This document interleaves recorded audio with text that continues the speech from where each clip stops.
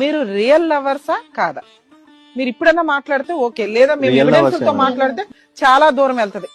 Real lovers ఓకేనా?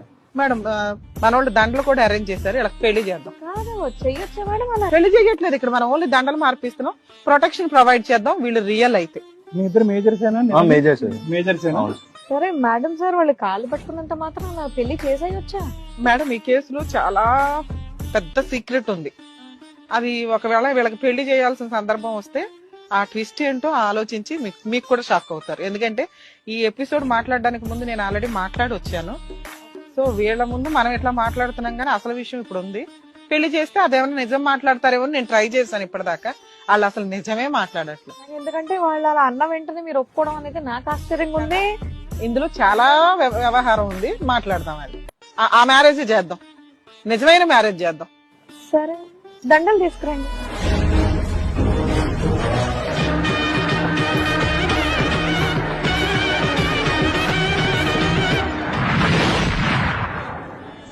దండలు ఒకటి సరిపోతాయండి, ఇంకేమైనా కావాలా? తాళిబొట్టు తేవాలా?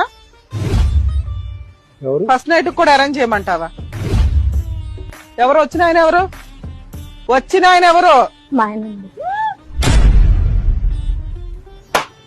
ఓ